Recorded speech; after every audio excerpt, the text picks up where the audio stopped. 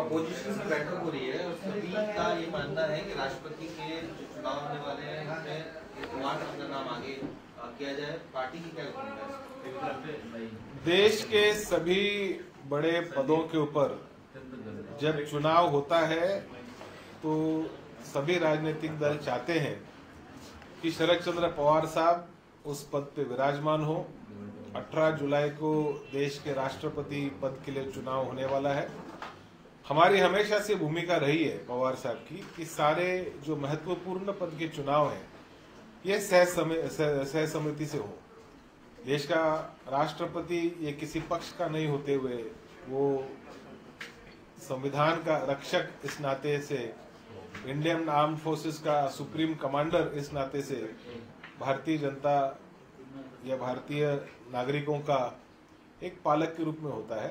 कल ममता दीदी ने दिल्ली में कॉन्स्टिट्यूशन क्लब में विपक्ष के लोगों के नेताओं की एक बैठक बुलाई है, उसका न्योता राष्ट्रवादी कांग्रेस पार्टी को भी मिला है और पवार साहब, मेरी जानकारी जहां तक है, पवार साहब उस बैठक में जाने वाले हैं।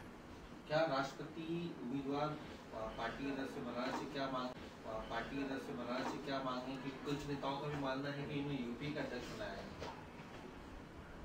देश में विपक्ष को जोड़ने की भूमिका या जोड़ने की ताकत या रणनीति ये पवार साहब के पास है, ऐसा बहुत से विपक्ष के दलों के नेताओं का मानना है। हमें भी लगता है कि पवार साहब आने वाले समय में देश के अंदर एक मजबूत विपक्ष का नेतृत्व करें, लेकिन ये निर्णय किसी एक पार्टी का नहीं होते हुए ये निर्णय पूरे यूपीए का है। इसके संदर्भ में आज तक कुछ चर्चा हुई नहीं है, जब चर्चा होगी तो उस पर बातचीत की जाएगी। जैसे कि मोदी जी ने अभी ऐलान किया है कि 10 लाख गवर्नमेंट नौकरियां जो है वो दी, फिलहाल की सिचुएशन। मोदी साहब जब 2014 में पहली बार चुन के आए तो उन्होंने देश के युवाओं से एक वादा किया। वो वादा था कि हर साल 2 करोड़ नौकरियां देंगे। उसके तहत तो 16 करोड़ नौकरियां उन्होंने 8 साल में देनी चाहिए, लेकिन अब 16 करोड़ का आंकड़ा ये 10 लाख पे आ पहुंचा है।